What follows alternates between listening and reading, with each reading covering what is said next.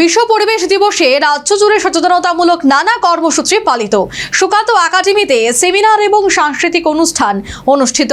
পরিবেশ রক্ষায় সম্মিলিত উদ্যোগের উপর বিজ্ঞান এবং প্রযুক্তি দপ্তরের মন্ত্রীর গুরুত্ব আরোপ।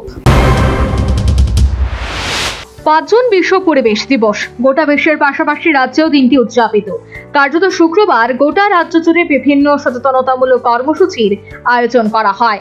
এর অংশ হিসেবে সন্ধ্যায় বিশ্ব যুব কেন্দ্র, যুব বিকাশ কেন্দ্র এবং ত্রিপুরা রাজ্য দূষণ নিয়ন্ত্রণ পর্ষদের যৌথ উদ্যোগে সুকান্ত একাডেমিতে সেমিনার কাম সাংস্কৃতিক অনুষ্ঠানের আয়োজন করা হয়। অনুষ্ঠানে প্রধান অতিথি হিসেবে উপস্থিত ছিলেন রাজ্যের বিজ্ঞান এবং প্রযুক্তি দপ্তরের মন্ত্রী অনিমেষ দেববর্মা। এছাড়া বিভিন্ন বিশিষ্ট ব্যক্তিরা অনুষ্ঠানে অংশ নেন।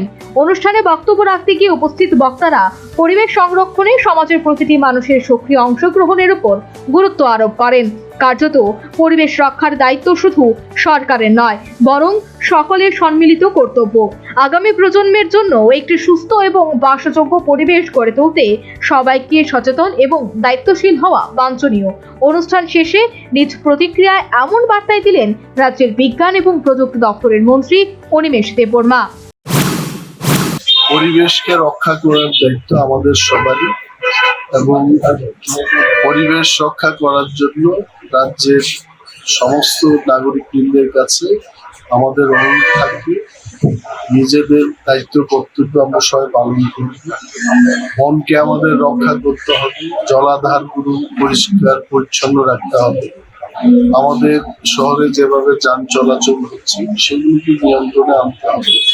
যে সমস্ত গাইডলাইন গুলো আছে আমাদের মানতে হবে এবং ক্লাইমেট চেঞ্জের যে প্রভাব আমাদের রাজ্যে ইতিমধ্যে এসে গেছে সেটাকে আমাদের ফাইট করবো, এটা আমি বলবো না, কিন্তু এই পরিস্থিতি আমাদের আবহাওয়াকে ভালো রাখার জন্য যে সমস্ত কাজ করা উচিত, গাছ লাগানো উচিত এবং বনায়ন আরো বেশি করে যেন আমরা করতে পারি সেই চেষ্টা।